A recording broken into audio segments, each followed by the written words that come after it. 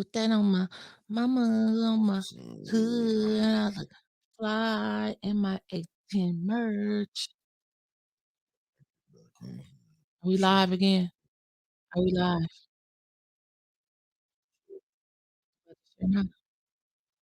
Share now. Share now, everybody. We got one person on here that's probably me. Come on, everybody. Everybody get up.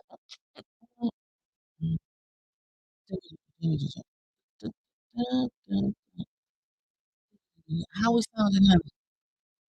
Type in, let me know. How do it sound? How do it sound? I'm talking in the mic. How do it sound? Oh, we can turn it down. How does it sound? Much better? Much better? Yes, Trevor, we are on F. The D on it. Much better. I'll bring some connection cleaner. All right. Much better. All right. All right. And I'm talking right into the mic too. Put the mic good in it. There you go. Sounds good. All right. That's what we want to hear. Somebody was playing with equipment. I looked out there and thought I saw a Flint police car out there unmarked in the parking Oh, I lot. thought you was talking about me because I was over there on the computer this morning because he blamed me in 2 minutes that we was on. What did you do over here to my computer this morning? It might have been a little critical of this. But I don't know. Can't holler at me about You a lie. So we're gonna need y'all help this morning. Reshare the show back out. Shh. Don't be upsetting the people, Mickey. I'm gonna tell the Mickey, truth. don't be upsetting the people now. Stop that. They say you a lie. Mickey, stop that. Don't be upsetting the people. So we back, everybody, we back. And so for everyone that couldn't hear me, all right. Oh, yes, we back. All right. Oh, that's what I like to hear. So if y'all didn't hear me the first time, hear me this time. A10 merchandise is available. A10 mugs, A10 hats, A10 t-shirts, A10 long sleeve shirts, A10 hoodies, except for Flint children that go to Flint schools. A10 everything. Tumblers, A10, A10, A10 your ass out in 2024.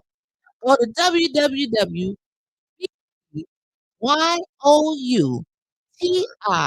the number 5.com and purchase your A10 merch all over the world. Part of the got it up there? Crystal clear. All right.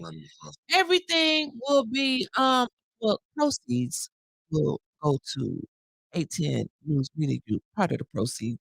So remember, you still have to get that cash app. $ A10 News Media Group. We standing on business in 2024. Not too much. We standing on business in 2024. So we want the whole nation to rock. 810 News Media Group. I told y'all it's not a moment, it's a movement. So once again, shout out to 810 News Media Group and the greatest producer in the world, Mickey Jordan.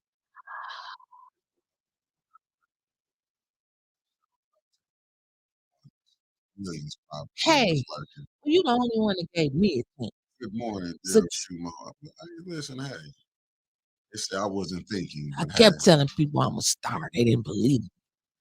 So we got okay, A10 merch. Get your A10 merch. It's scrolling across the bottom of the screen where you can get the A10 merch at. Phone lines is all open up in a minute because we only got a few minutes before the wonderful Dr. Pedroni comes on here and talks about I don't know what he's talking about today. He'll be on here soon. So we want everybody to make sure that you share this for us, share this with us, and we hope everything is going pretty good for you guys. Welcome again. If you didn't join us yesterday, Happy New Year. New Year, same me. I'm still here. Oh, they said do your whole jobs and busy clothing merchandise don't come in kids. Yes, I don't know. You know what? We can both go to the internet together and find out. A wee bit choppy. Okay, I'm sorry about that. I think it's them people. Look, Trevor don't be fussing. Don't get us put out already. Yeah, we just got a place now. So yeah, I don't know if it comes, but I'm sure it's available in kids sizes. If not, You'll get it. I guarantee you they'll get it. They are awesome people and, local Black-owned company, Beauty and Barber Supply, Beautify, out in Grand Blanc Township, across the street from the Grand Blanc Township Police Department on Saginaw Street, once again in Grand Blanc. If you're out there, support them. If you're driving through, support them. If you just wanna go out there, support them. They got nail techs, barbers, beauticians. They sell clothing, of course, is what you're looking at. They make all the banners and stuff like the tailgates, the big signs. They do everything there. Plus, we got a beauty supply store in Grand Blanc. You don't have to travel to the hood no more to go. There's no edge control. Oh, look It's at right there the for shot us. you took at the north side. I heard that shot. There wasn't no shot because I traveled to the hood in a minute to get some edge control, but I I don't was have finna to say, anymore I was finna because say. it's right around the corner is what I'm trying to tell you. So shout out to Beautify, Beauty and Barber Supply Store and, support them. And so when you support them, you support us. So remember that. So let's jump right off into it. We got that out the way. And so, as I was saying before, we were so rudely cut off by Mick Jordan and his whack equipment over there. Um, what we're doing is we're going out to the wards, and we want the people to listen to the residents, have the residents speak. And I don't not talk to them. I have no idea what they're gonna talk about, good or bad. They may talk about me. I don't know. But yesterday we visited the third ward. We don't know. I don't know what it's like on. We don't know where we're gonna end up, where, how, when, what time, none of that. But she didn't wanna be on camera, but she did give me, She might want like the way she think. she did tell me to play it, and she allowed me to record her. So, here you go right here. We wanna Hold up. You didn't say nothing to me. what? I'm It's about to something play it in different. the Oh, microphone. got you. Cause Yeah, I'm what on are you here doing? Did you looking. put that up on the screen so the people can see that real quick? Let the I people don't see want that. to. How about that? Put that up there. I look good. I wouldn't go that far, Oh, but can you? I know I do. I don't know what you're saying about yourself.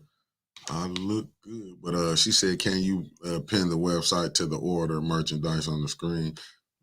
yes. We want you to see. Now look at that stuff. Look at the A10 stuff going. Look at there. Look at the A10 stuff they got up there so Oh far. shit! So Let me look, they see. got small, medium, large, extra large, 2X, 3X, 4X, and 5X. White, red, blue, gray, maroon, pink, and black. Look at that. 8, 10, everything. $25 for the I t-shirt. don't think it's even up on. 45 Oh, it's on the screen. My bad. $45 for the hoodies, $15 for the mugs, $25 for the tumblers. And again, part of the proceeds do come to A10 News Media Group. Look at that. So you can be walking around the country. They be like, "What's A10?" You tell them that's that Winters Hall and Mickey Jordan, that boy named Trevor over there doing big things in the city of Flint, Michigan. So yeah, we promoting our own stuff this year. That's what we doing. So thank you, Mickey, for that. Yes, I did. Let me move. Let me back it out and put you right there. We need to pin the website. Let me go back to the website. Oh, Anna says she's shopping now. Oh, thank you. No, Anthony, we haven't seen it, but share it to Flint Politics Reboot so we can put it in there. All right. So while Mickey is doing that, I want you to listen to this third ward resident, Quincy, because she said you would know her voice. So here we go. Hello, this is Winters Hall from ATN News Media Group. The resident from the city of Flint that I'm speaking with, she does not want to be shown on camera, but she's from Ward 3, and she's going to tell us about some of the things that's going on in her ward. So, can you just tell us about some of the issues that you're facing in the third ward? The houses that are burnt. Yeah, all the houses that was burnt down, and especially in the month of May. We have no recourse. Nobody came out to say this, or nothing. No police. No police never came out to say anything about anything. Even with the land bank and cutting this grass, it's not right. I done paid $5,000 more than that on just keeping my grass cut, the park cut. The house the empty lot next door to my house. I am a third ward, been there, a lifelong third ward participant. Mm-hmm. And it has not been no recourse from the last 3 councilmen. So I would appreciate if the third ward councilman would ride by and check on the third ward. It would be highly appreciated. What you think about the ARPA money, the water settlement money that you have yet to receive? That we're not going to, the seniors and the kids that ain't half dead will not receive anything. And what it is, if $1,000 you feel is worth out of 10 years of not having no water, it's something wrong with everybody in the city of Flint. Not just one, everybody, because everybody was hurt with the water crisis. And all y'all seem to do is get an understanding of the money. The money. Well, where is it going? Where is it at? Who getting it? Who got it? 70 million come in, 90 million come in, and we don't see a dime of it. We are a ward. We are the third ward. But our money seems to be going to downtown Flint, other than the north end of Flint. And I hope whoever hearing this, take heed. Why the city, why the county can't work together and give people the opportunity to own their houses in 4 or 5 years? We're not getting nothing no way because the city and the county keeping all the money and putting it where they want it to go. Yeah. But definitely not the north end. And I think that's awful sad considering that one time we were the millionaire corner on the north end of Flint. Thank you and have a good day. Thank you so much, ma'am. And listen, you heard it first from a third ward resident. We will be visiting more wards coming soon. Yes. All right. So it is what it is. She stood on what she said, and it's a park by her house. And she says that she has been trying to reach out to Councilman Murphy. She sent messages to him through Davina, and he has not called her back yet. So he is fully aware who this lady is. And she says she don't want no basketball court down there by her house. She says she's tired about hearing about these damn parks. It's a lot. I think she said next door to her house. And she's been keeping it up, she said, since the man had passed away for the past 20 years. And she hasn't gotten a dime. She hadn't asked for a dime. She said, but since they're giving all this money away, how come nobody can help her cut her yard? She said the land bank sent people out to cut the yards and stuff. She said, but they don't cut that one. They don't even pay attention to that one because she said they just automatically assume that she gonna do it. And she said she's getting old and she's tired and she would like some help over there on the north end of Flint. Now she did go into something off the video when we were talking, and it sounded kind of weird to me. So I wanted to bring it to you guys, especially you veterans. I know Art used to be a biochemical something in the Army. Now she said what's strange to her is all the houses, and she talked about a lot of the houses that burnt up over in her area in the third ward in May. She said it was about 30 fires that she said no news station whatsoever reported about these fires. And she said, you know how you walk past something and you can smell smoke? She said this is different. When they burning up these houses now, she said it's no smell.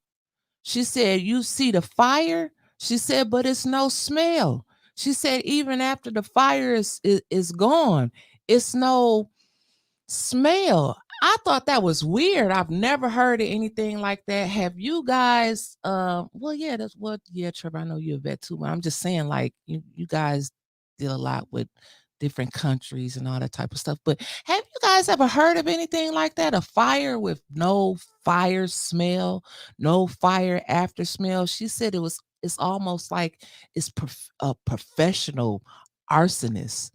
The fire is starting from the inside, and she just said it's weird. She can't explain it. She said, but it was houses burning around everywhere over there. In the area of Philadelphia, Marengo, Baltimore, Saginaw Street, Pearson Road, Industrial North, back down on that end.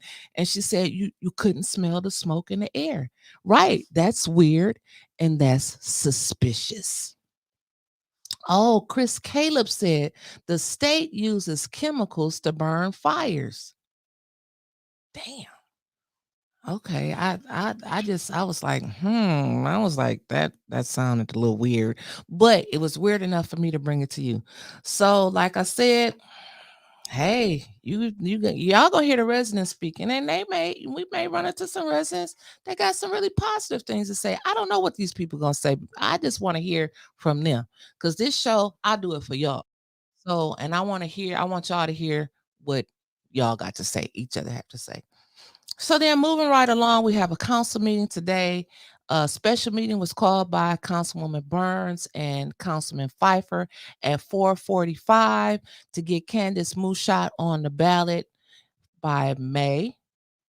And they said if she's not on there, it's going to be breaking the charter. But we all know that it's a little lawless down there.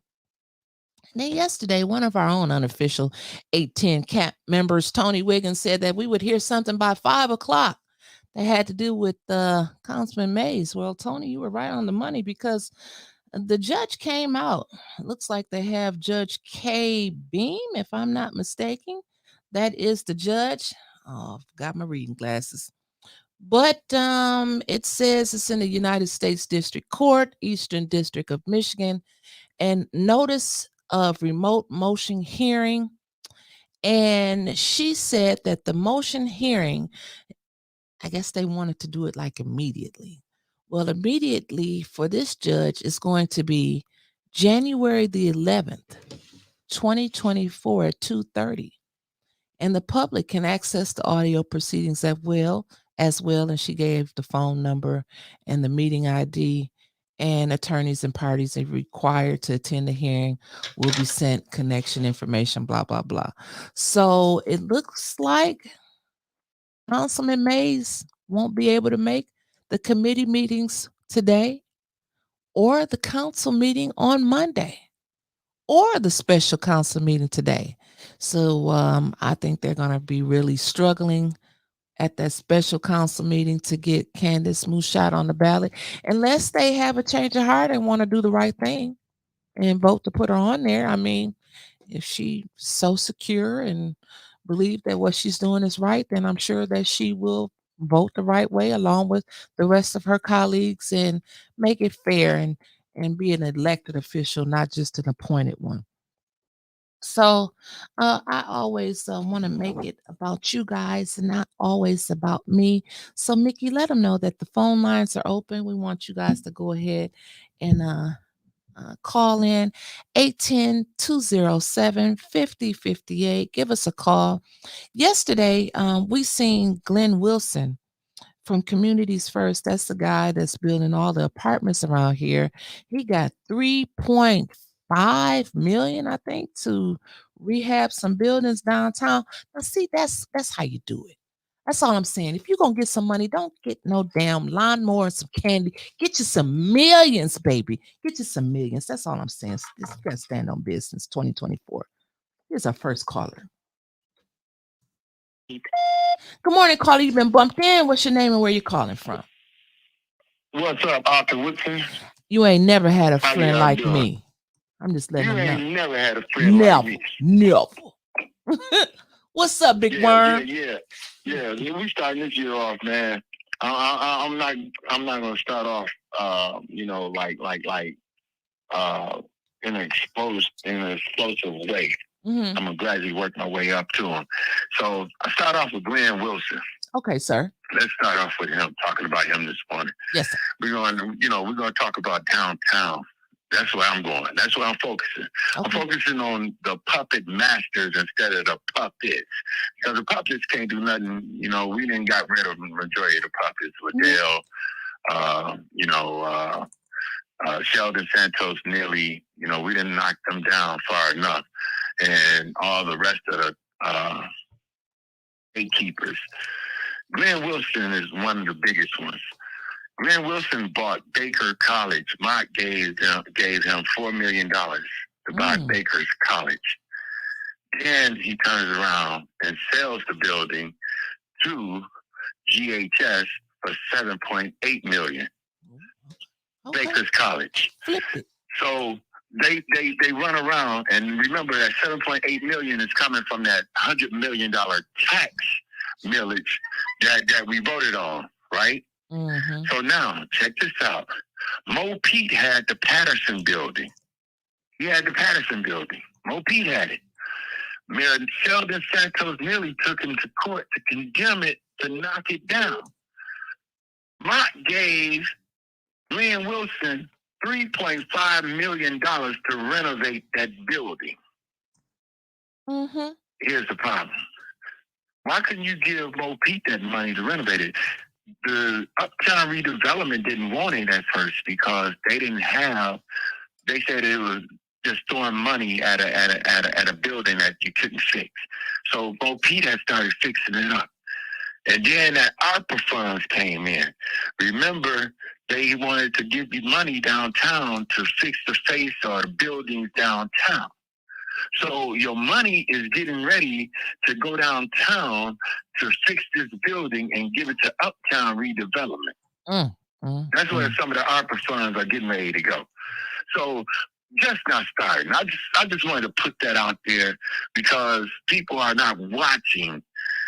Glenn Wilson does movie on the yard or whatever, but he never hires black companies to help build those buildings that he are building, those affordable apartments that he say is affordable, but he uses Genesee median, which is $56,000 a year, which Flint median is like $32,000 a year. How in the world can somebody from Flint afford one of those apartments that he's using that they send through HUD to give to him to build affordable apartments that's supposed to be for the residents in the city of Flint? Well, you gave us something to think about. And no one is saying nothing. No one is saying anything. But he'll throw movies on the lawn down at City Hall and give you some popcorn and let you watch a movie. Yes, poor black people, that's what he does. But he will not give any jobs or any contracts to African Americans. This year, we have to get away from just because they are black, we got to support them. No, the hell I don't. Well, thank you very much, Mr. Woodson. All right. You put something. Thank you. I'm getting ready to go. Thank you, sir. Huh? I said thank you. All right, sir. take care. Bye-bye. Bye. Bye. Well, he gave us something to think about.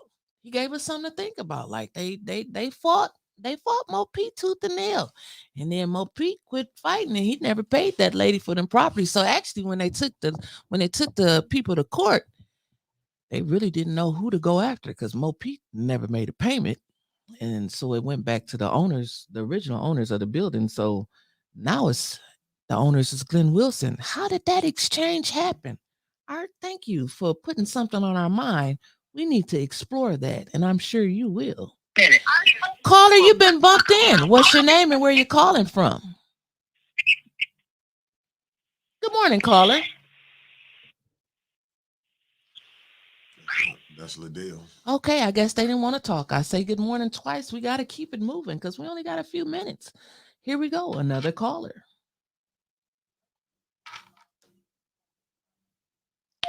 Good morning, caller. You've been bumped in. What's your name and where you calling from?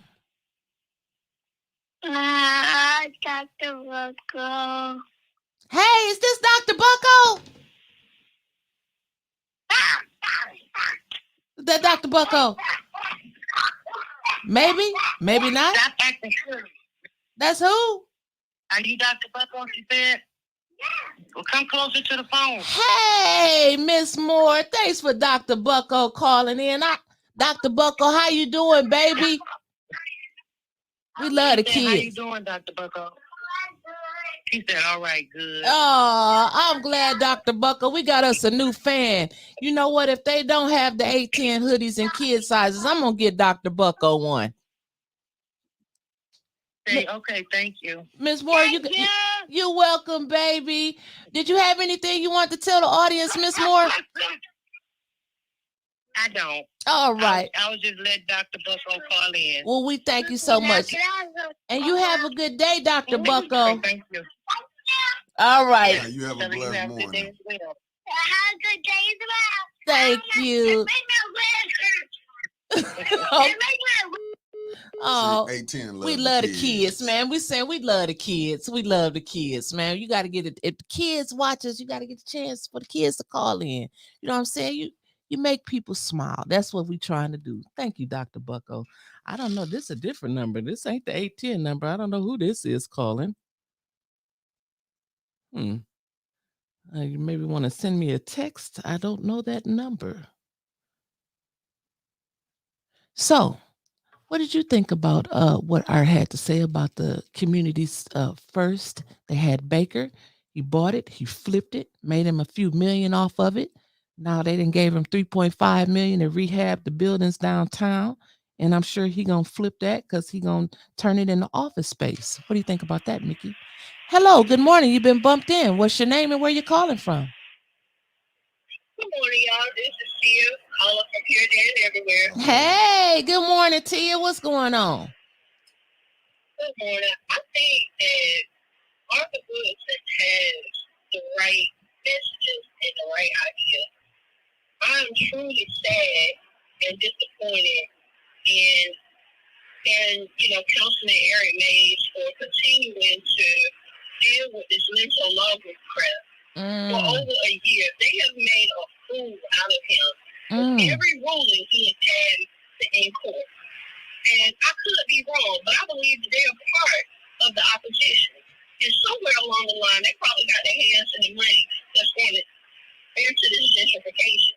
Because I find it very funny that every time Eric Mays files a lawsuit, Linda Coley is able to pull it up, and whatever she puts online, that's exactly what happens. And I'm like, that's a bit much. It's too much predictability. And I feel like Art, I don't know how Art could do it, maybe about some property in the first ward, but Art, you're going to have to go in there and step in for I think is tired now. He done lost his fight. It's a new day. And I'm with you. I want to see us have like a poor people movement, you know what I'm saying? Like a Moral Monday, like Reverend Barber. Reverend Barber had to come from up under the NAACP because he saw the work of these handkerchief head Negroes. They got all this money coming in, and they ain't doing a damn thing for the community. And enough is enough. And I wish I had a way. I would go to the first ward. I would be their jumper cases. You know what I'm saying? I would be Art's cheerleader. You hear me? I would be ringing doorbells, knocking. Like, y'all niggas better get the fuck up. Let's get it. You know what I'm saying? Because if not, you're going to be headed toward chattel slavery. That's the whole mission. You think about the apple orchard. What good can an apple orchard do? You're right. If this land is so quote unquote contaminated. You're right. So that means that the apples and everything that you grow in this soil is contaminated. Or is this contamination just on the surface? And so meaning that contamination can be filtered out. And the land can still perk where people can purchase it and build things on. All right. Well, thank you, Tia. And another thing, I hope somebody just take Dr. Jenkins and I believe the sisters in the community, we all need to come together and have a closed door meeting with Dr. Jenkins. You know what I'm saying? No cameras, no nothing. And handle our business. And I believe she get us together. All right, dear. Thank you, baby, for calling in. We appreciate you. Okay, bye. Bye. Man, my callers cracked me up, man. We love y'all. I just got a good message. What you get, Mickey? Mickey's talking. He over there was typing his heart out. No, You want to tell us, Mickey, what the good message is? The message was, as the message is, it's coming. It's coming. Come on, Mickey. You can do it. You're a hater. No, I was just saying that I just got somebody inboxed me and said that with Candace working out the water lab, why she can't give us no the results of the water. I ain't know Candace worked at no water lab. That's what they say. Hell, I wouldn't want her to chemist over anything. I wouldn't want to. Would you trust the results from her? Nah. No. So Yeah. no. Hell, they don't even talk about the water at council. Like these is the issues that I've been saying they need to talk about at council. Instead of talking about each other, talk about the water. Talk about the water settlement. Talk about we ain't gotta talk about the ARPA fund money because we already know what y'all done did about that. Hell, and do we really want them talking about it? Because all they gonna do is give it to somebody else. They ain't gonna give it to us. Like the residents is hurting. Yesterday, somebody posted, if you're not a member of Flint Politics Reboot, let me tell you, it's a house with a tarp on it. Do you hear what I'm saying? A house with a tarp on it that they are renting out for $700 a month. Unbelievable. They are renting houses with tarps on it. Like they ain't even thinking about getting the roof fixed. But it's somebody that may need a place to stay that's going to have to pay that $700 because that's cheaper than what the apartments are going for. But isn't that sad? Like this is how much they care about the people of Flint. We just gonna put you in a house with a tarp on it. We know that your stuff gonna get messed up because it's gonna rain on your head. But this is the things that are going on here. Fires that you can't smell. And people are telling me that this is what some people can do this. Mickey, I can't see the comments for this big old thing you got in the way. Because I'm I'm trying to read that from well, maybe I can get to my phone because Mickey over here typing his heart away. I don't know what he doing over there. And so the Lento Law Group, that's another good point that they brought up. We seen where the guy, I thought he was an attorney, but he's not. He was having a conversation that somebody recorded and put it went viral, where he called the black lady, and was he talking about that mayor? I'm not for sure who he was talking about, but he said he called her a black N-word, B-word, and said that she had 5 minutes or 15 minutes to call and apologize to him, or he was going to destroy her. And this is the firm that Mace is working with. I don't know how they handled John. I don't even know what happened. They said that wasn't a recent call. Still doesn't make it right. He should be held accountable. You representing this black man, okay, from the city of Flint. And we're going to be looking at y'all if Mr. Mays' stuff don't start adding up. I'm just saying it. And then I seen in the comments where someone who shall remain nameless is starting their own podcast. And baby, I don't want to hear council talk about social media and people need to stay off of social media, because wasn't she one of the ones that's saying people need to stay off of social media, especially if they are part of council? And now that person, y'all can put it in the chat, that shall remain nameless, is starting her own podcast. Well, I guess she said, I'm tired of people talking about me.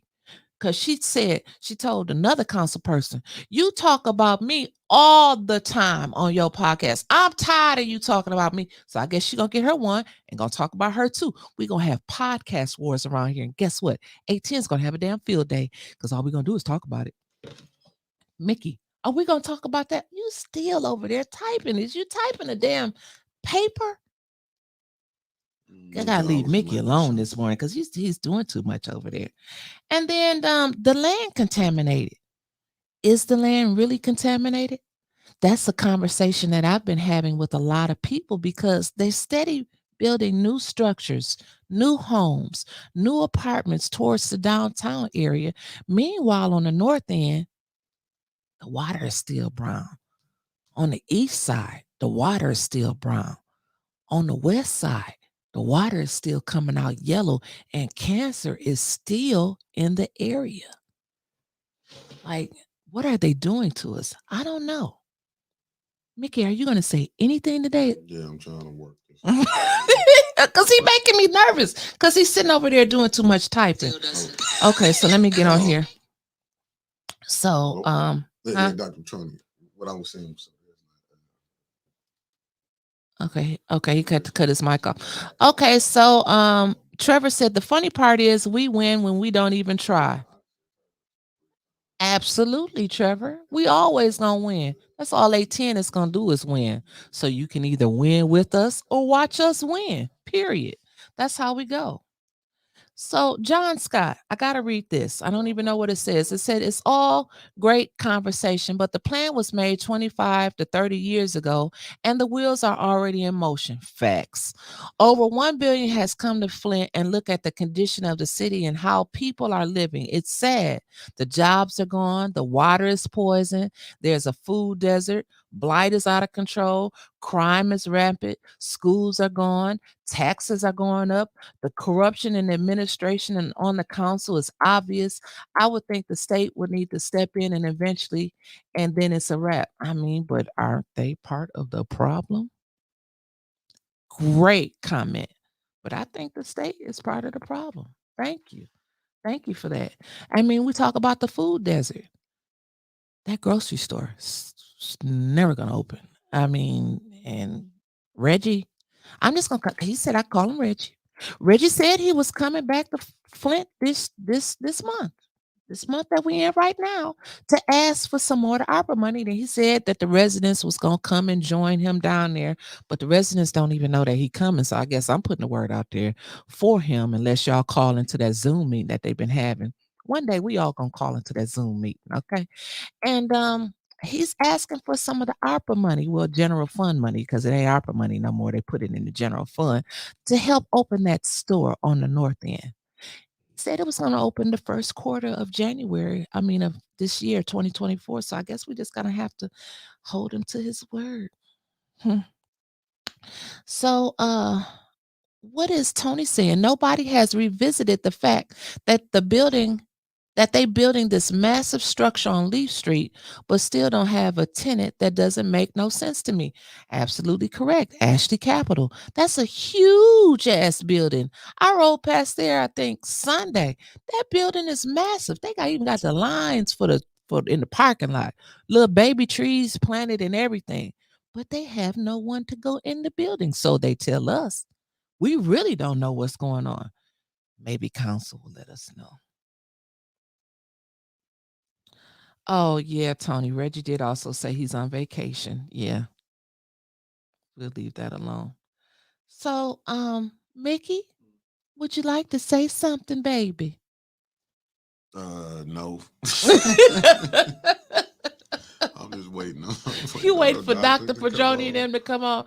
So Kroger is about to be a storage place. I was wondering, Kevin Tay, what they was putting on there. Because I see them over there. I thought they was about to open up another grocery store just to say, aha, we can do it again, and y'all can't do it.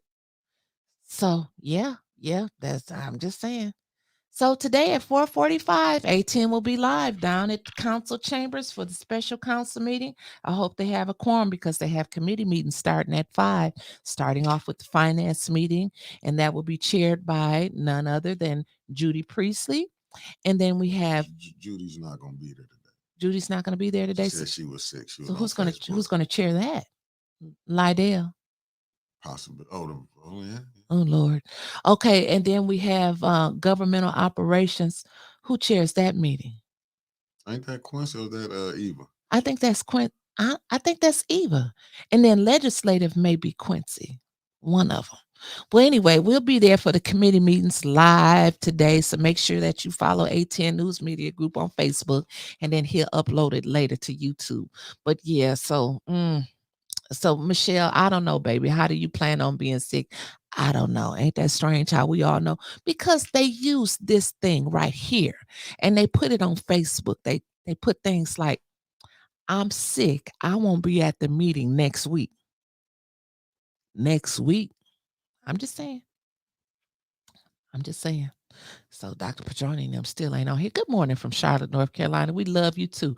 If you love us, make sure you get your A10 merchandise, www.beyoutI5.com. Part of the proceeds will come back to us. So make sure you still hit that Cash App, $ A10 News Media Group, because we're going to be out there. We're going to be Ugg boots on the ground. Boots on the ground. How they say it? boots on the ground. That's what they want. He working out some more stuff over some more production issues with Dr. Padroni and stuff. So let me see. Y'all call in. Oops, I'm sorry. I turned the phone off. 810-207-5058. The phone lines are open. We want to hear from you. What do you have to talk about this morning? What's on your mind? Do you think that Mr. Mays is going to come as a speaker tonight? I mean, he's still allowed in the council chambers, right? So will he get his 3 minutes to talk up there at the podium? That's what I'm wondering about. The call or choose to decline. The call will start at the beep. Good morning, caller. You've been bumped in. What's your name and where you calling from? This is Jessica from California. Hey, cousin Jessica. Hello. I hate to beat a dead horse, but I need to echo some of the sentiments that I'm seeing in the chat. And something that Art has said a couple different times. Eric Mays needs to get new representation. Okay. Not just because it's proven ineffective so far, but because you run the risk of a guilt by association thing. Even if it happened a long time ago, if your cases against the council are rooted in race-based discrimination, you don't want the perception, because public perception is everything.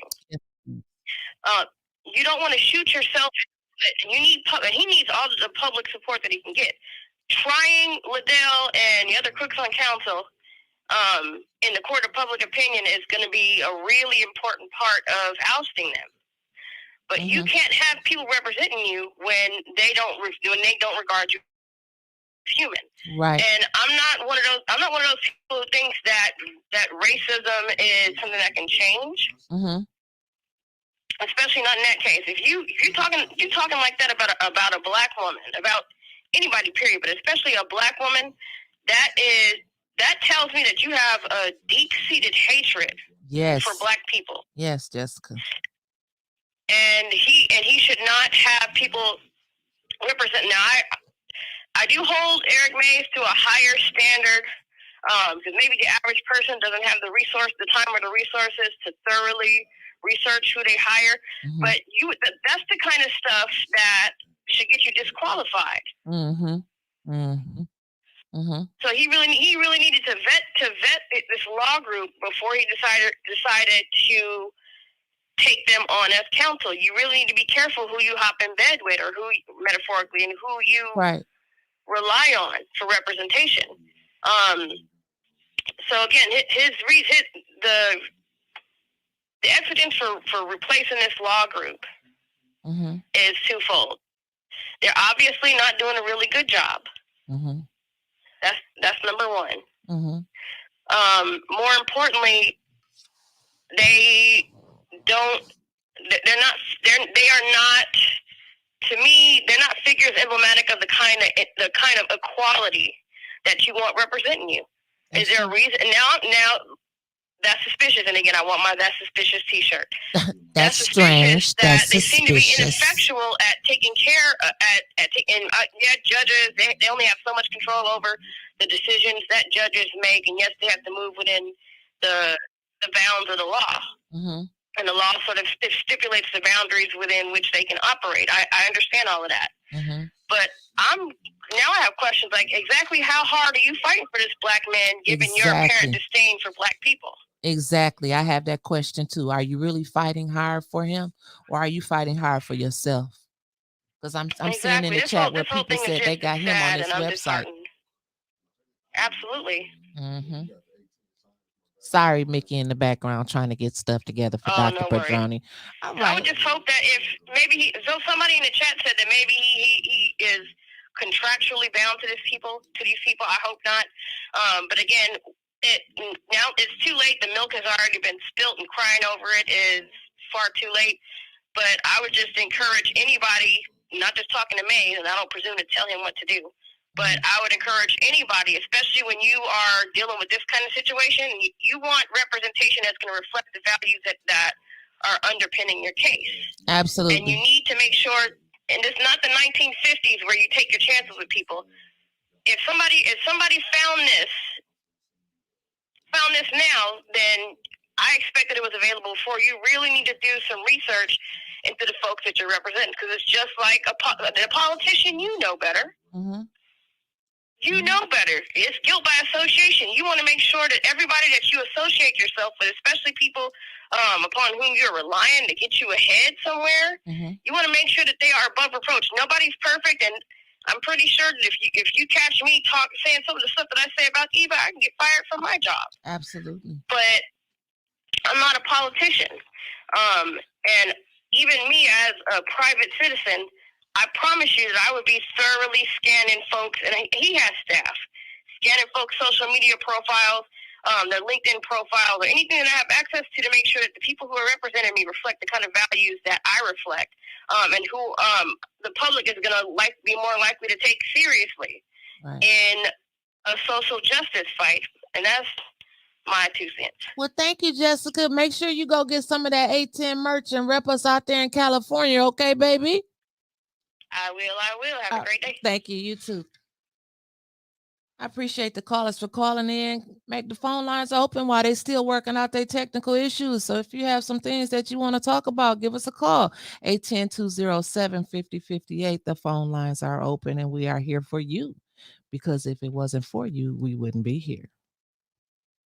So let's keep going. What did Miss Jackson say? I can't go all the way back. I'm going to try to read the new comments and go back. I heard that the guy that said it is just the office manager. Really? He's not even an attorney? Oh my God. Okay, so let's keep going here. To decline, press 1 to start. The call will start at the beep.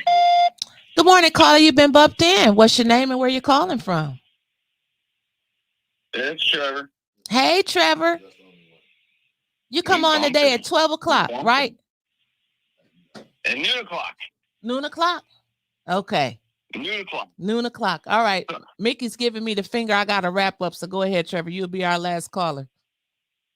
All right. I just got a quick question, and it's more of a food for thought than something that anyone can answer. Who's financing Liddell's podcast? I mean, go ahead and ask Mickey how much our little setup cost him. Let's face it, we're on the cheaper side of things. Is she just going to be sitting there in her front room with her cell phone with trash quality getting made fun of all day? Of course not. Not Liddell, not that egotist. So where is she setting up a studio? Where is she getting a camera? Where is she getting the software? Who's setting up all this for her? Who's she working with and who's paying for it? Ashley Capital. Mickey said Ashley Capital.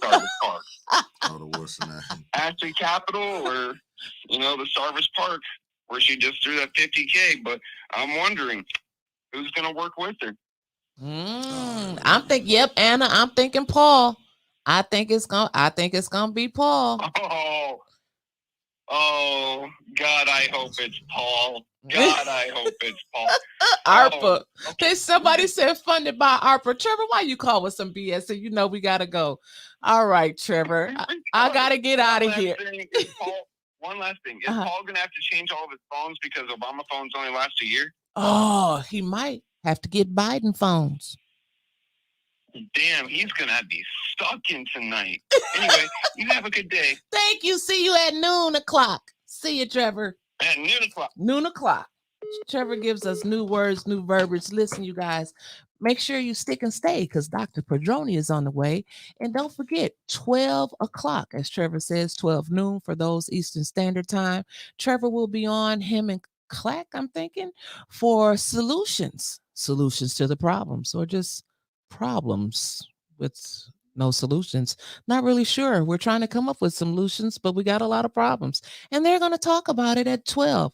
And then coming back to you at 4:45, none other than A10 News Media Group will be live at the City Council Chambers, 3rd floor. If you guys aren't doing anything today, come on down, especially the First Ward residents, because you have nobody there to speak for you.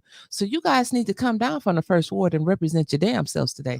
So I am out of here. Dr. Padroni is taking over. See you guys later and have a good day.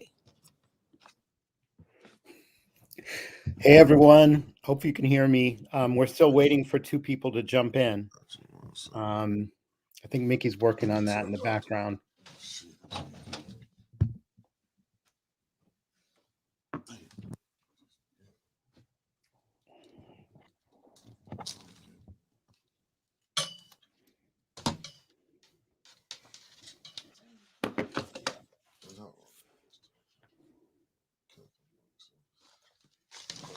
Hey, Doc. Yeah. Okay, well, right now I need to get them to send. I don't see they sent the friend request to me. I'm looking for it. Yes. Let me go over here. I'm still looking for the friend request. Crap. I just got something that's following me. Can you tell them to resend it back? Because I still haven't got it. Ain't came through yet. Okay. Are they maybe only able to follow you? No, you got to send a friend request. That's the only way it's going to work. Right. Hold So on. do you have room in your friend list for them to send a request? Yeah. I mean, I'm not over the limit. Let me look. He just messaged me in the inbox. Let me try it this way.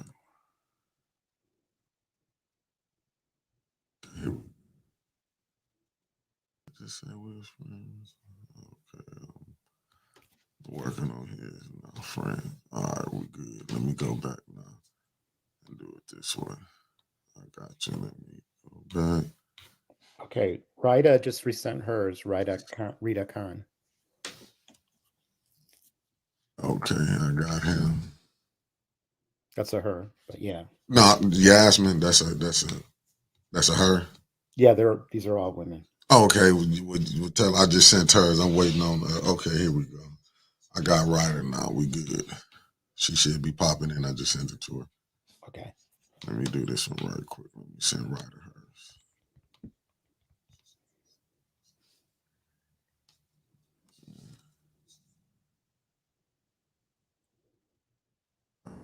It should be all ready to pop in. I just sent it off. I don't know why the email wasn't working today. I think they're spy agents who are trying to stop them. Well, I just sent. Oh, here we go. Yasmin right here. There we go. I'm just waiting on the last Good morning, one. Yasmin. Hi, good morning. Mickey, what's your status with the last one? I already sent. I'm just waiting on Ryder. I just sent hers to her.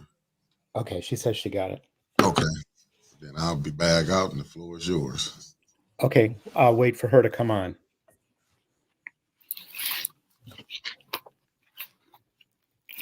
Bianca, how are you?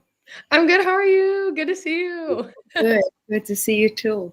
So, are you junior or senior I'm a student? junior. Okay. And what is your field? What are you? So, political science? Communication studies. Okay, good. And then I'm minoring in Latino studies. All right. Okay, everyone, let's go ahead and start. Sorry about the very rough start. I think that there are people who are trying to stop this conversation from happening. That's my only guess, because we've never had that kind of problem before. But thanks, Mickey, for sticking with us, and thanks all of you for sticking with us as well. And that goes out to all of the 810 listeners. Thank you for hanging on with us too. I don't think you'll regret it. We have a unique program today. We're following up on what we did a couple weeks ago when we had on Bianca plus a couple others who were talking about the multiplicity of Jewish perspectives on Palestine. And one of the things that might have been surprising to a lot of the listeners was just how much opposition there is within the Jewish community, if you want to call it that, to the genocide, the massacre that is happening as we speak in Gaza, and as well as the starvation of people and everything else. So today we have a bit of a different panel. We have, I'll let everybody introduce themselves, but two of our main focuses today will be on campus activism at Wayne State University. And we have on key people around that activism here. And also issues related to fundraising and helping people on the ground in Gaza who are trying to do things like prevent starvation and protect people. But let's go ahead and introduce ourselves. And what I'd like each of you to focus on in your introduction is mainly your sort of personal biography that connects you to all of this. And then to just mention your activism. We'll unpack the activism more than in a bit. But Yasmin, would you please go first? Yes, good morning, everybody. My name is Yasmin Sunono, and I'm a Palestinian Canadian. I live in Windsor, Canada, so it's just across from you guys. I have a PhD in Educational Studies, Urban Education from Eastern Michigan University. And my research is focused on disability studies and colonialism. I have also a passion for language. So I also teach English as a second language. I was born and raised in Gaza. I spent most of my life in Gaza until I received the Fulbright Scholarship back in 2009 to come to do a master's degree at Eastern Michigan. I'm happy to be here with you, and I look forward to it. And Yasmin, if you don't mind just developing a little bit, if I remember correctly, you have one parent in Gaza and one parent in the West Bank. Is that correct? Yes, my mother is in the West Bank in Ramallah because, you know, her work is based there. My father, my grandma, aunts, uncles, all extended family, cousins, everybody is in Gaza right now. And we can talk more about their, you know, what they are going through later. Absolutely. Absolutely. Rita, and am I saying it correctly, or is it Rita? It's Rida. Rida. Would you please go next? You're on mute. Rida, we're not hearing you.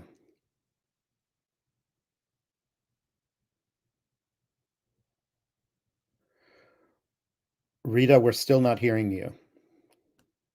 We heard you for the first moment and then we lost you. Okay, I'm going to go ahead to Bianca, Rita, while you work on it. Or do you think you have it resolved? Can you hear me now? Yes, yes. Go Okay, ahead. I had some headphones in, so it's probably some issue with that. I was just saying it's nice to be here and have a reason to wake up during winter break.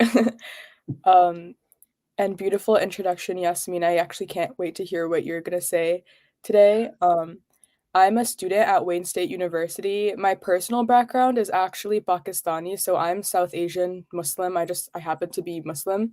And I want to point that out especially because I guess like my political opposition would want to think that like someone like me is just someone who grew up in this sort of political environment or having the opinions that I have, but it's actually on the contrary. I came into this more recently and sort of learned global politics on my own. I have not been from like a familial perspective immersed in Middle Eastern politics or anything like that. So I just wanted to point that out, and that I'm not just like sort of automatically of a certain opinion. I actually have like tried to become this way.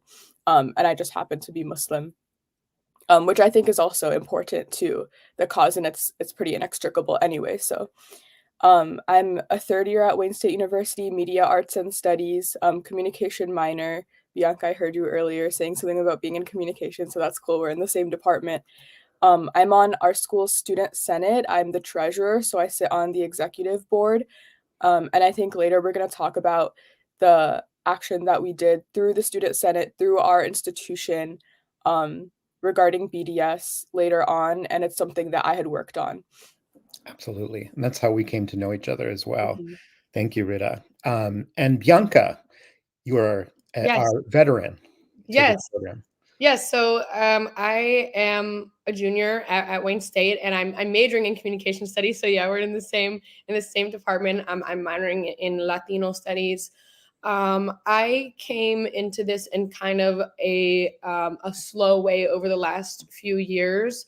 I really started becoming a steadfast anti-Zionist Jew maybe about 4 or 5 years ago. And then I really saw, I was just shocked and disgusted at how campus treated particularly the BDS resolution from Student Senate.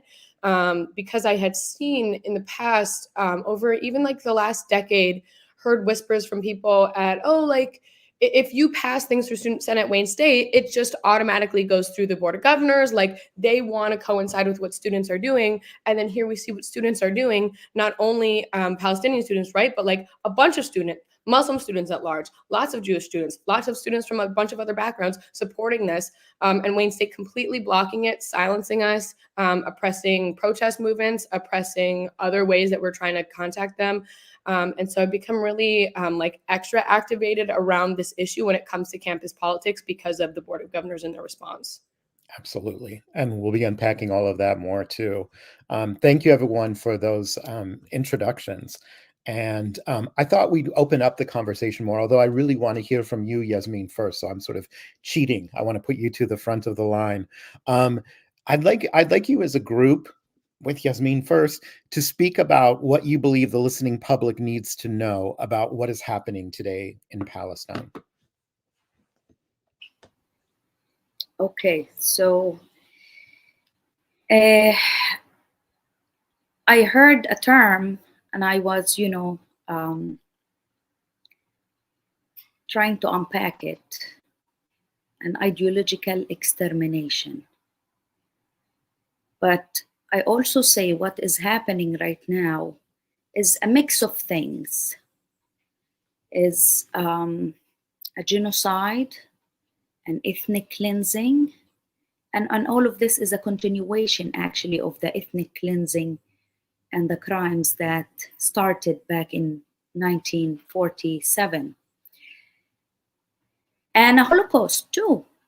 And I know that some, they are reluctant to even think about using a term like Holocaust, because this term is supposedly only exclusive for the Jewish Holocaust, right? For the Jewish suffering.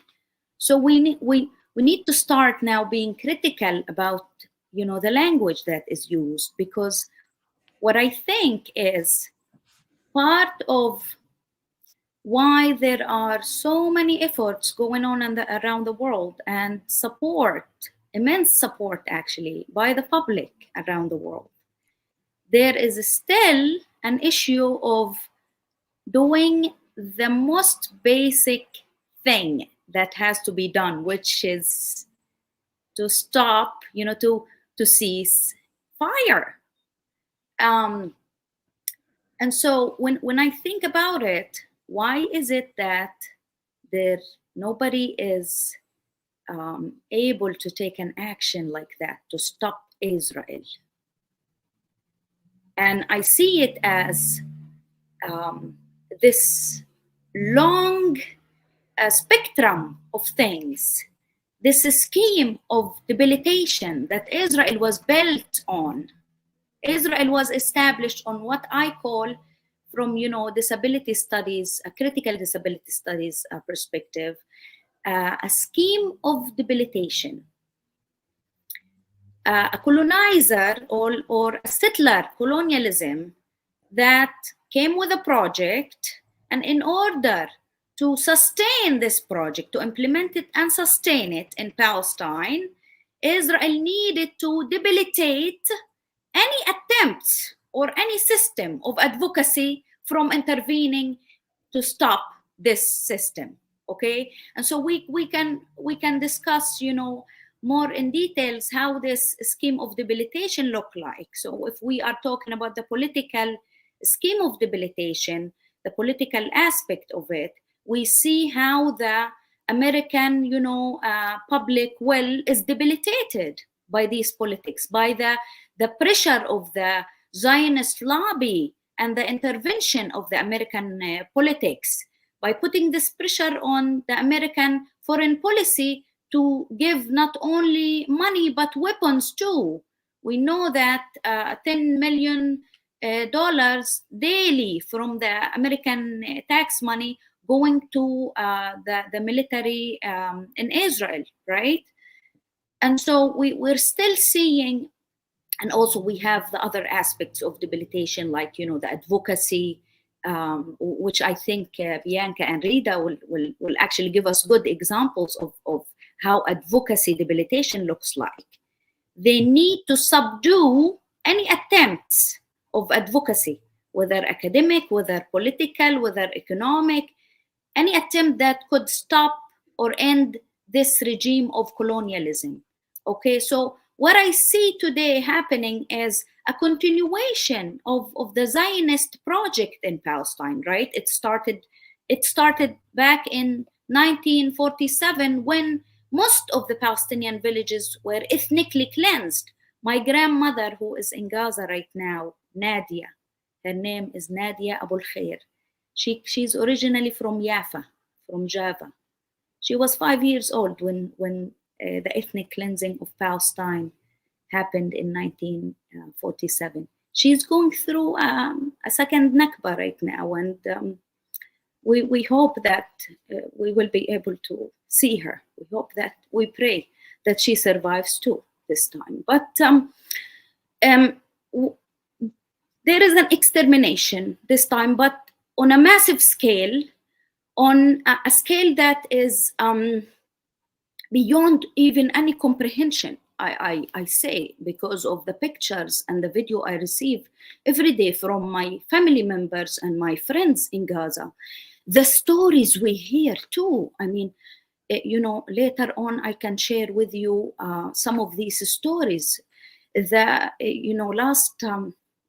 Last stories we saw pictures and we heard the people who were telling us, the medical teams telling us that 80 Palestinians who were taken by Israel from the north of Gaza, they came back dead. But not only dead, but also their organs were stolen by Israel. They came back without organs. Yesterday also,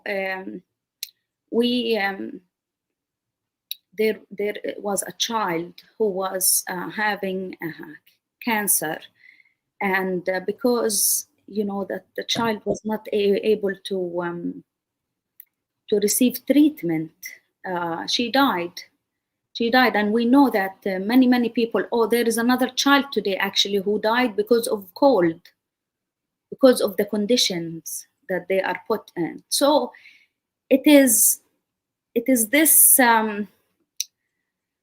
if we want to unpack what is going on in terms of maiming the Palestinian, this is a triple matrix, what I call in my dissertation the triple matrix of maiming, maiming the Palestinian body, and the Palestinian geography, directly killing the Palestinians, exterminating not only the Palestinian body but the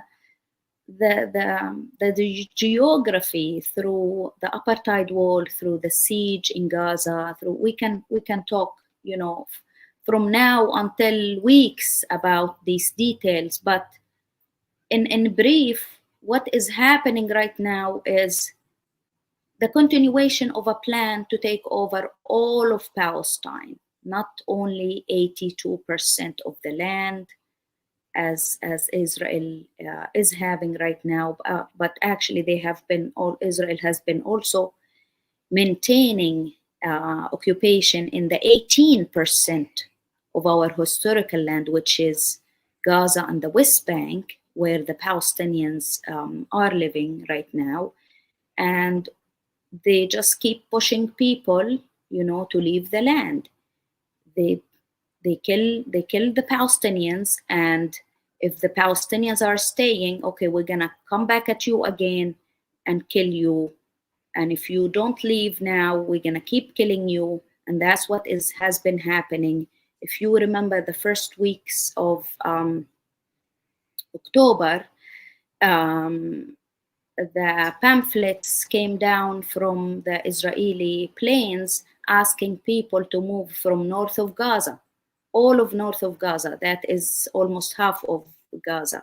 And Gaza is only 365 kilometers with 2.3 millions in it, the most densely populated area in the world. So people started moving. Some stayed there, and we see now how the Israeli army is going to Gaza from one door to another, taking people, killing people. taking people to unknown places even. Some families are killed and their children were taken from them, and we have no idea where those children are. There is one family from my neighborhood, Zaytun, where I was raised, Zaytun neighborhood, that they took the man, the family is Zaza family. They took the man and his wife, and I'm sure you will see a picture of them in that big truck. And there was his wife too.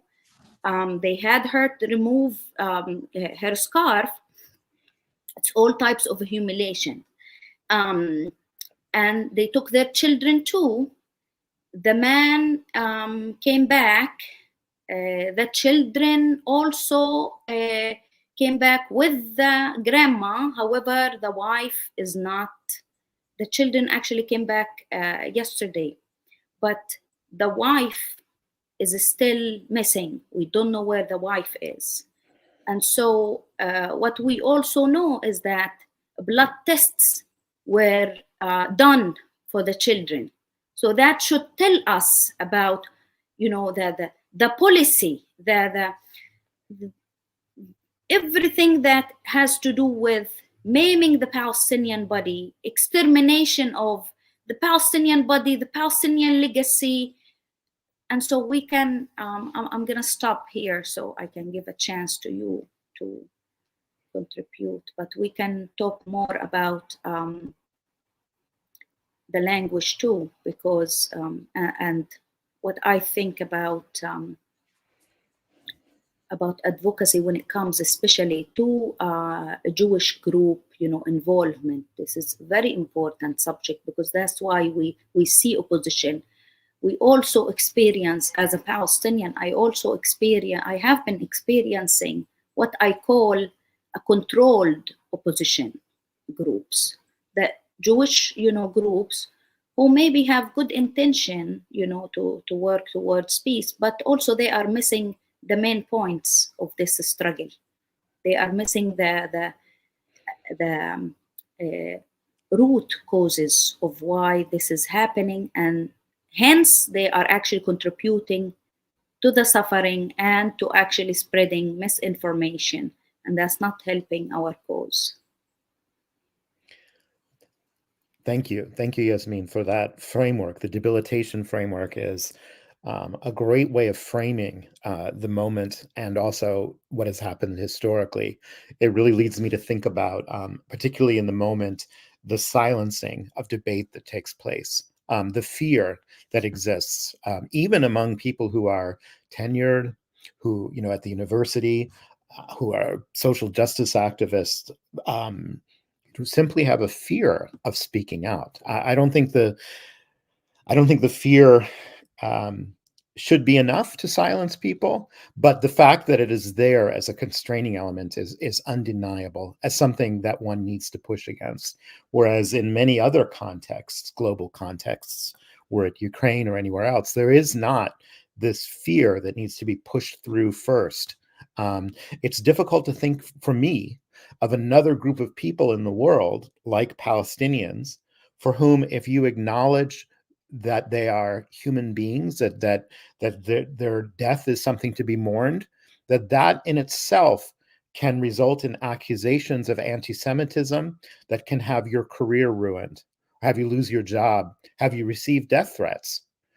We just saw the president of Harvard, a Black woman, resign, allegedly over plagiarism issues. But what started it, the reason why people were scrutinizing her record, was because of her refusal to make a hypothetical statement. To frame, her refusal to frame, the cause as it is expected from her, to be politically correct based on the standards of Jewish supremacy.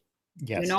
And when I say Jewish supremacy here, I'm not attacking, all the Jews or, hating even the Jews. Our problem, again, we have to, point fingers at the problem. Okay. And it's analogous to white supremacy, right? White supremacy, exactly. We're talking about ideology here, Dr. Pedroni, right? Yes. Yeah. We are when we talk about Jewish supremacy, we are talking about this culture that nobody wants sometimes to talk about. People will take corners. It's the elephant in the room, that it's better, just like white supremacy, it's better not to even talk about it, okay? Right. Because of, again, the politics of fear. But also when we talk about the politics of fear, we also talk about the world as a system. Yeah. That how the narrative was made in a way that to silence everybody, that hey, we have a right to this land because God gave it to us. Which is the A religious Zionist narrative. argument. A religious narrative, right? And then a victimization narrative. We are the only victim, and we are the victim and the only victim. We survived the Holocaust, so nobody should dare to talk with us about whatever we are doing, in Palestine. This is our homeland, and it's our, it's okay for us to kill, Arabs. And then there is, the narrative of no people to, or the myths, right? Some of the myths is a country, people without a land for land without people, right? People. Yeah. And then all these what Edward Said calls othering. The notion of othering in Orientalism is that how the West depicts this image of the East, and that how Arabs are barbaric. It's okay, even in the media, it's okay to kill them. They are terrorists, and so how can we expect a little bit even of sympathy, from the West when Palestinians are killed, knowing that in their minds, the internalized ways of thinking, they think of the Arabs as people who deserve to be killed, right? And so that's very important also perspective to think about it, and how the Jewish supremacy emphasized these notions, these narratives. Okay, even Israel was built on these narratives. A good Arab is a dead one, right? We are dealing with animal humans, right? Yeah. And so we have to always think about the language in ways that we should be careful and critical, because language is critical in decolonizing such a narrative. Even when we talk about what's happening, I call it's a Holocaust. This is the Palestinian Holocaust, and even beyond. I'm even thinking about a term that is beyond the Holocaust, because what we are witnessing right now is actually takes a further direction to what happened in the Holocaust. If we look at all the stories and what is happening right now to the Palestinians. And so it's important when we frame, the Palestinian cause, we don't frame, things based on war or people who cannot get along with each other. Because I hear a lot of Jews, who work within the peace organizations saying, "Oh, why don't people get along?" And I just go like, this is not an issue of people getting along. This is an issue of settler colonialism. This is a colonizer using a Zionist ideology and using the religion with Jewish symbols, okay, Jewish money, okay, to implement this colonial project in Palestine. So this is colonialism. This is not a war.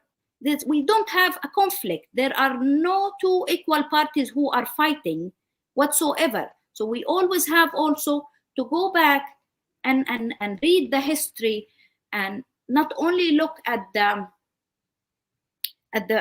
Palestinian history, thousands of years of how the indigenous people of Palestine lived on the land, and they were adapting different religions, right?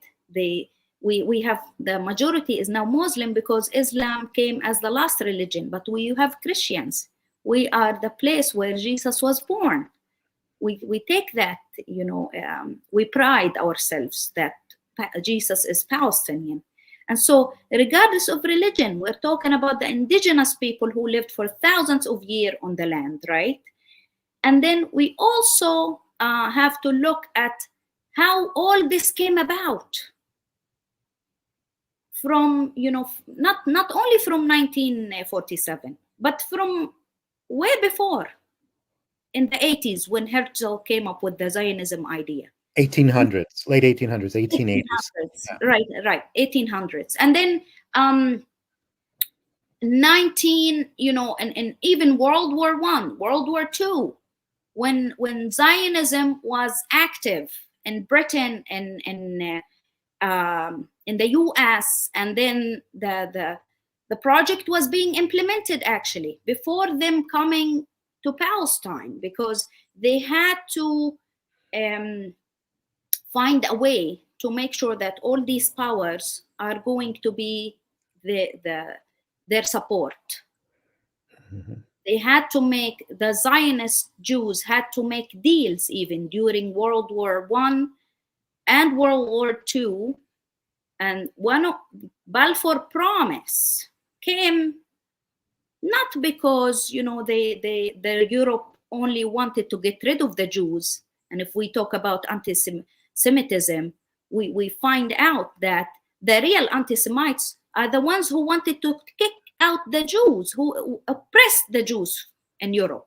In Europe, and that's in Europe, right? In Europe, yes. So we know that the Balfour Promise from Britain to give, Palestine as a home to the Jews was based on common interests between the Zionist lobby in the US and the groups also of the Zionist lobby in Britain, that if you want us to help you get the support, the American support to fight with you in the war, you have to give us something in return.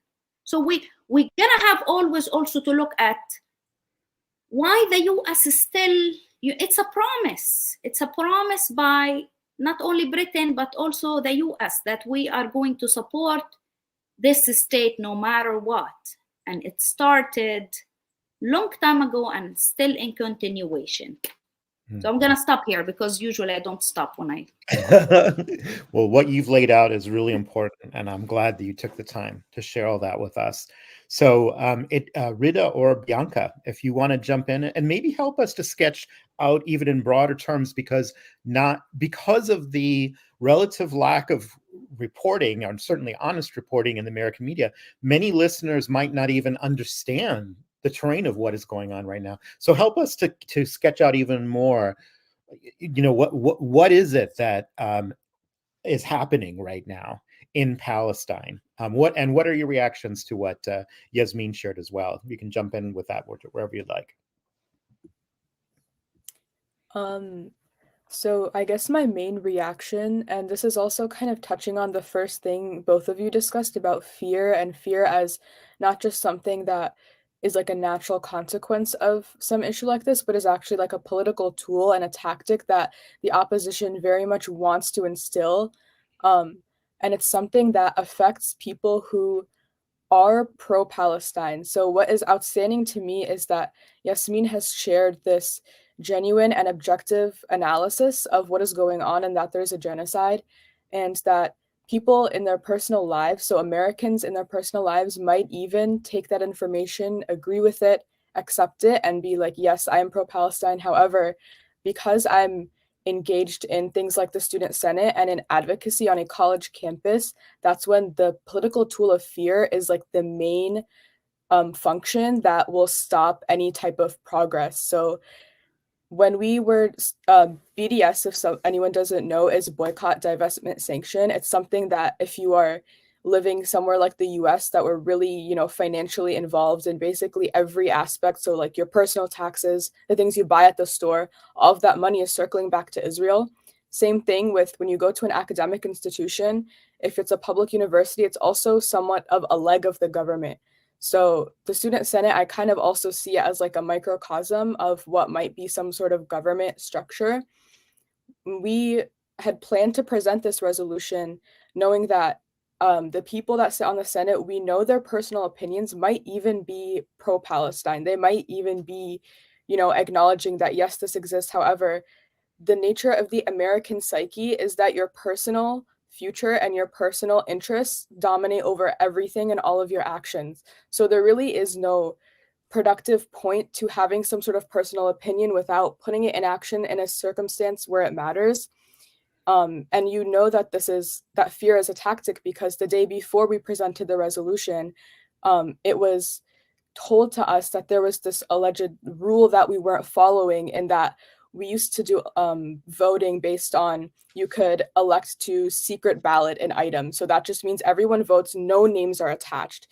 You never really think about a rule like that before, but when it comes to a BDS resolution and the knowledge that names associated with being pro-Palestine are a contentious issue because employers will use that against you, if you take away that rule the day before the BDS resolution, people who are pro-Palestine are going to be scared that their future careers will be in jeopardy by voting yes, and they're going to vote no even if they agree with it. So that is one of the fundamental things that at these smaller levels are holding people back from coming together and agreeing on something. Fortunately, we were able to undo that rule because the way we change rules in Senate is by voting as a body and not listening to what the Dean of Students tells us to do, which is what had happened. And we had, you know, we're aware of the fact that we were vigilant of the fact that any little change is, you know, intentional, or it's something that we should be mindful of.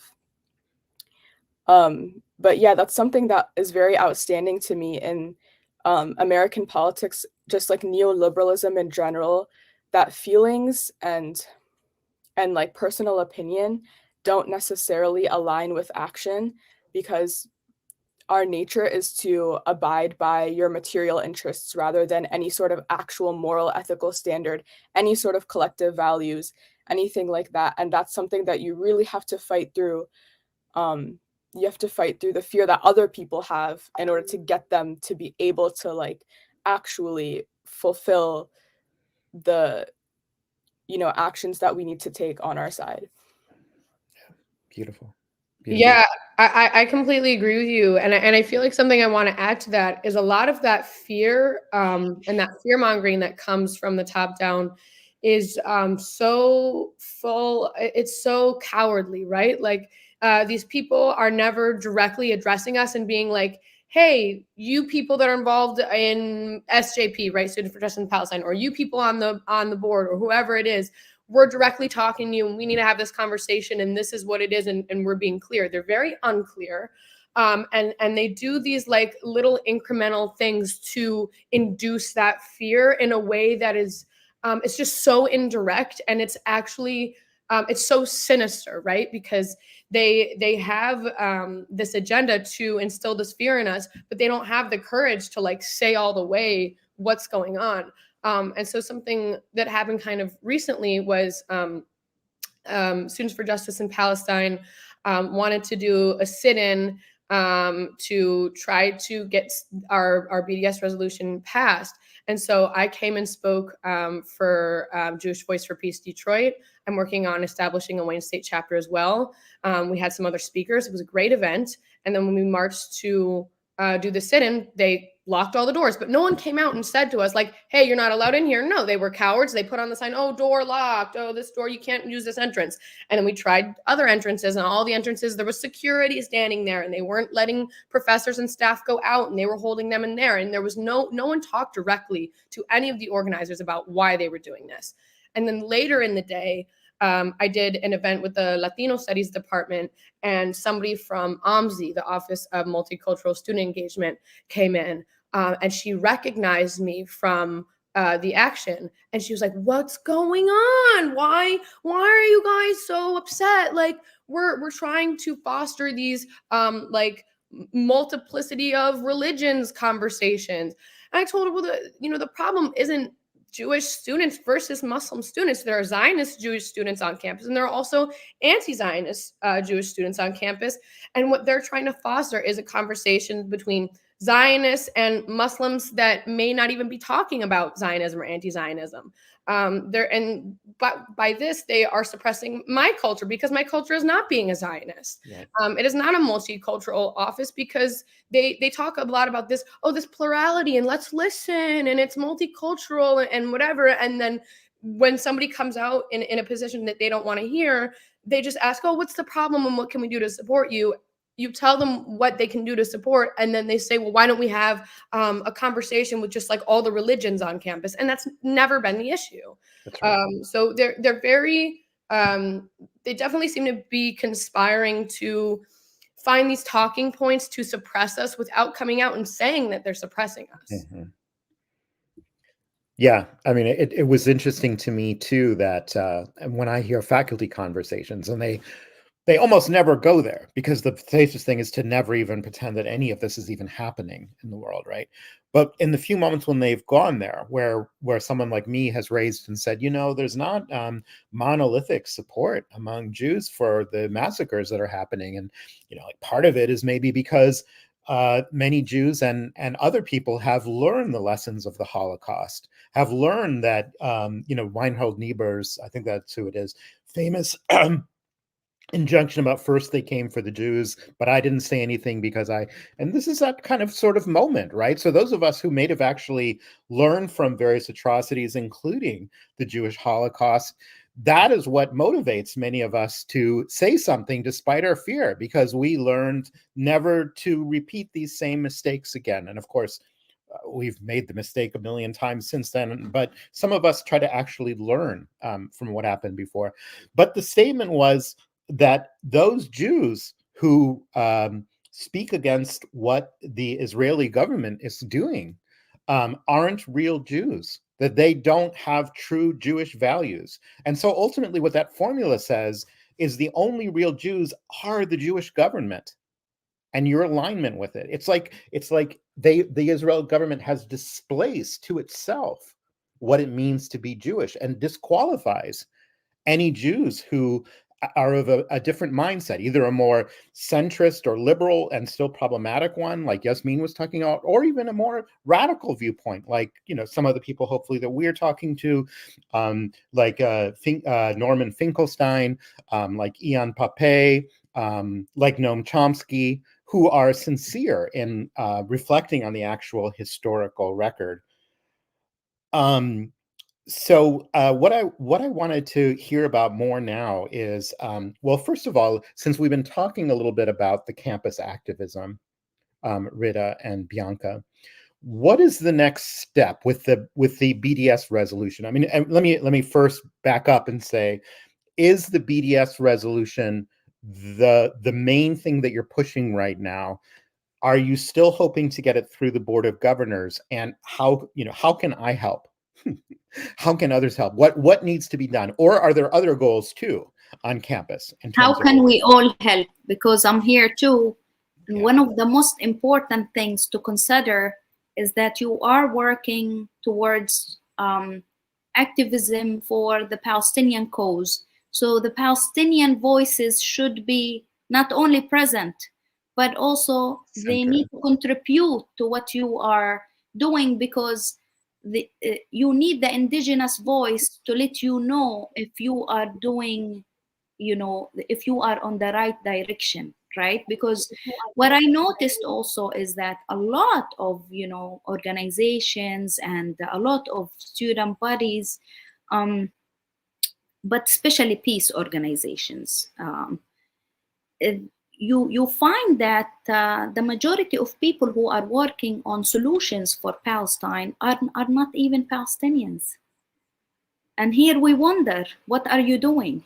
I ask, what are you doing, right? So I understand that I'm sure that you have Palestinian students there, and I'm sure that's how you came to learn about what is going on and how you started probably even unlearning some of the stuff that you you learn from the media and from the culture in general. So I always look at, how we can contribute, how we can have the Palestinian voice in there, how we can work together, because when we work together, that's when we achieve the most. And I appreciate Rida and Bianca. They were actually reflecting on some of these micro aspects of the experience of drafting this resolution and working on it. You are, guys, I think you are doing, or you are taking the first steps towards dismantling a bigger system. This is a systematic, oppression that I do believe that it exists within all the organizations. And here is a funny thing, but I think it is realistic too. One of my Jewish friends told me that we Americans need to free ourselves first from the Zionist, lobby. So decolonization of our own selves, yeah. Right?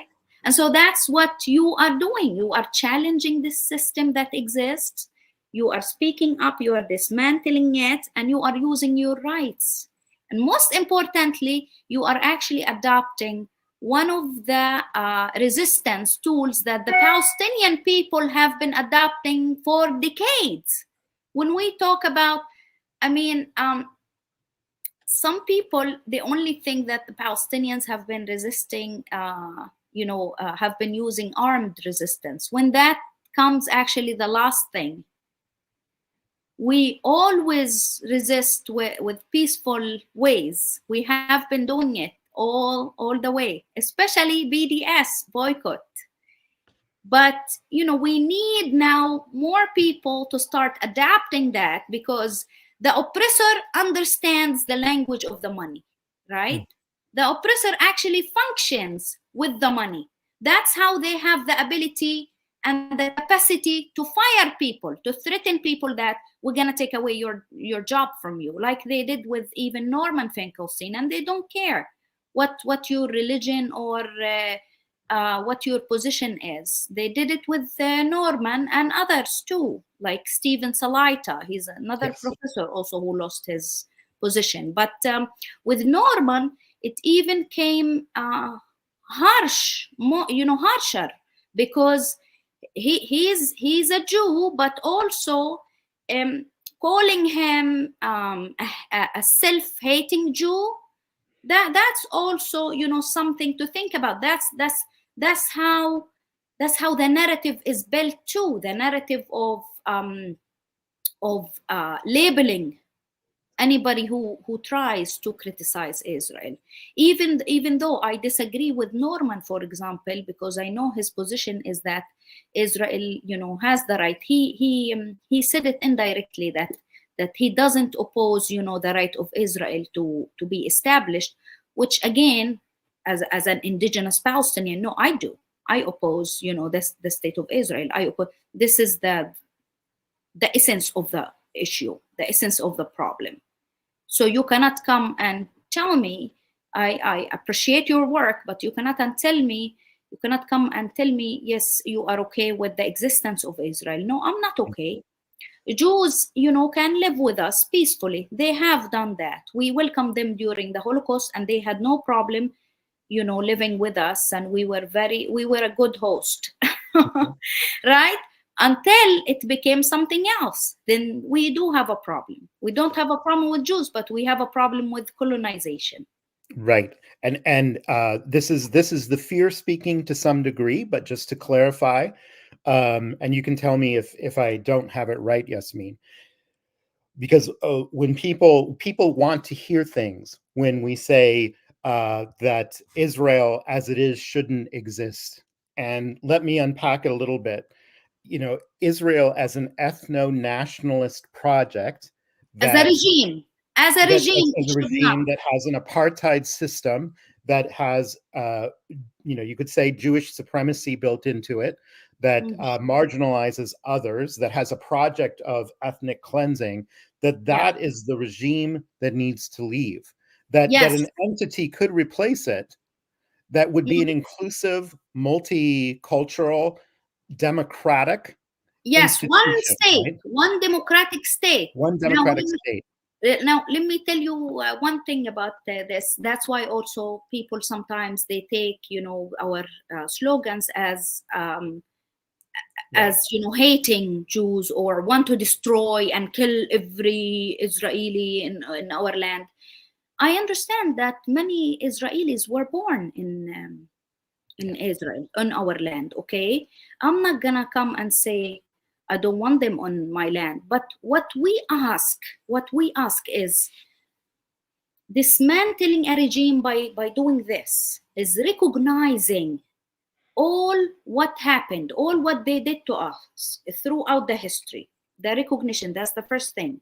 The second Truth, thing is reconciliation, reparations. exactly reparations and actions, right? And then recognizing also that you live on an indigenous, land. Right now in Canada, for example, we do not start any meeting here without the land acknowledgement.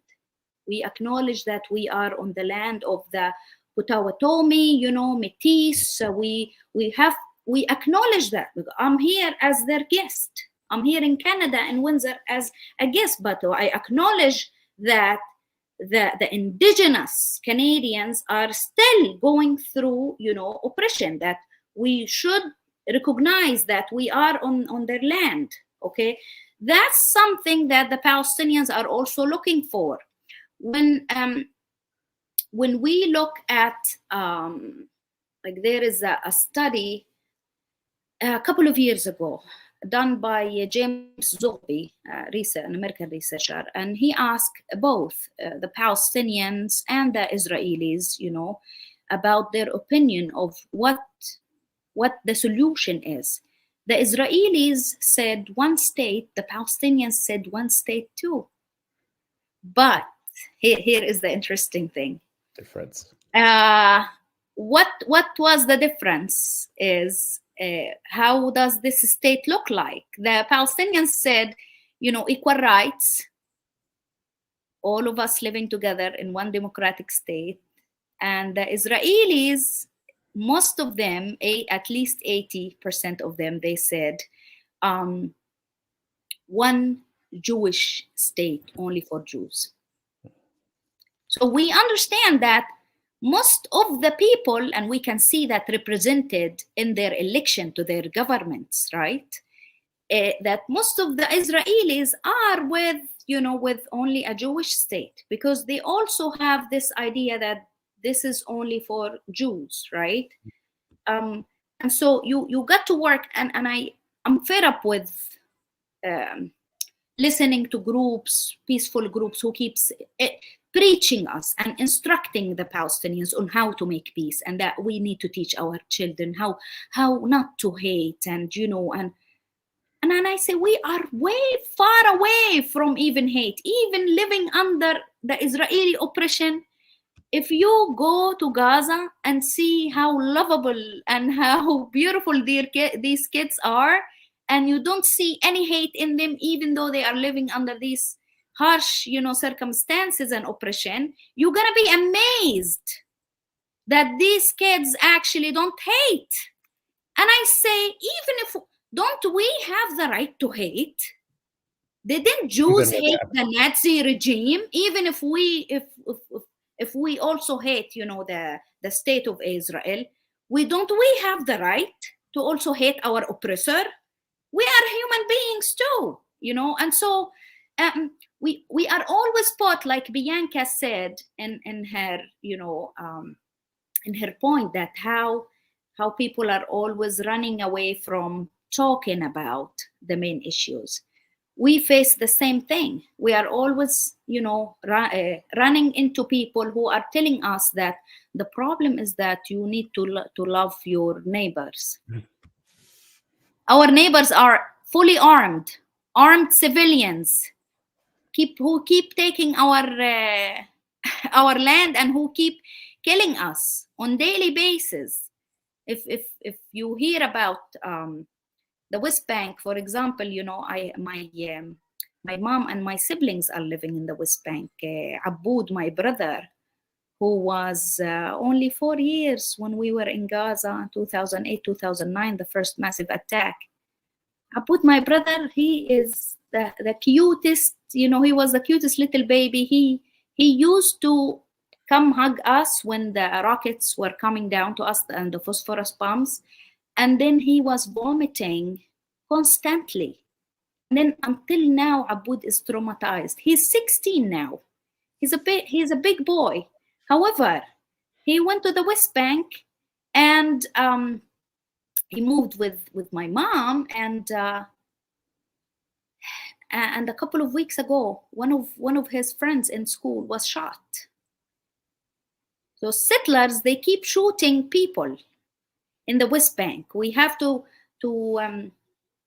when we talk about, like I always say, there are myths also about the Israeli citizens and how they are portrayed in the media, that, oh, they are the victims, we keep, hurting them, or we are the ones who hurt them. Those people are armed, and we know the policies of the government, of the Israeli government. Every year they increase arming them. So I'm gonna give you a minute here and attend to my baby for a minute.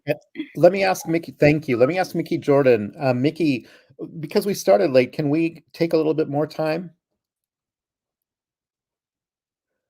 I'm going to assume that's a yes, and that you'll cut us off if we need to. I also want to respect your schedules, of course, Rida and Bianca and Yasmin. But if you're willing to... That's what I was asking. How much time do you need? My bad. I had my mic muted. No problem. I mean, at least 11:15. Could we go to 11:30? Cool. 11:50. You said 11:50. Oh, crap. Well, could we go even a little bit later, or do you need us to cut off at 11:15? I got it. Yeah, because I got to get ready. Trevor, I'm coming in.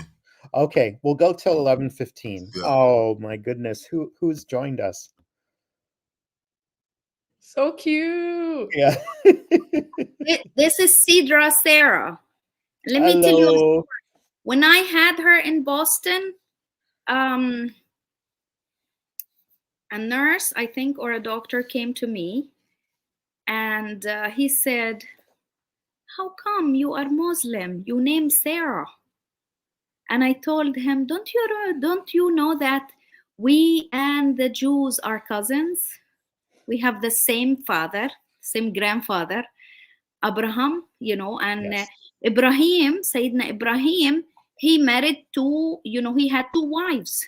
He had the wife that got, the Muslim descendants, and the wife that got the Jews descendants. Hajar is the Muslim mother, the Muslim wife, and Sarah is the Jewish wife.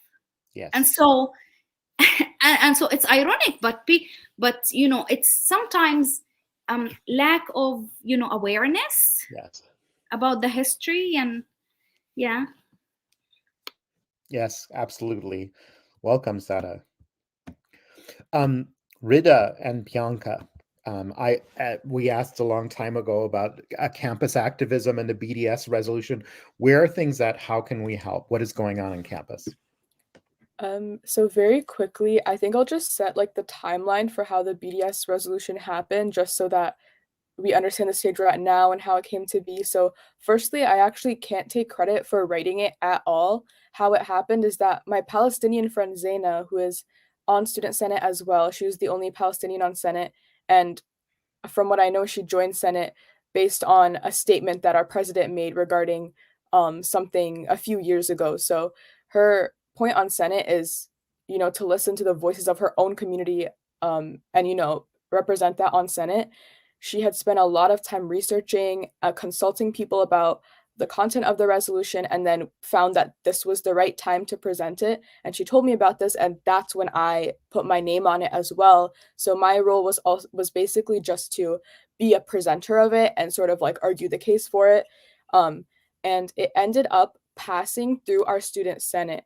What that means is that the Senate is then recommending our school board of governors, who actually make the decisions, to take into consideration this thing that we passed. So if anything, it was more of like a symbolism on our part, and we found it to be much better than like a statement release, which is what most orgs are doing, because if we have a certain higher level of power to take action, we need to capitalize on that instead of a statement, which is going to end up being watered down by people who disagree.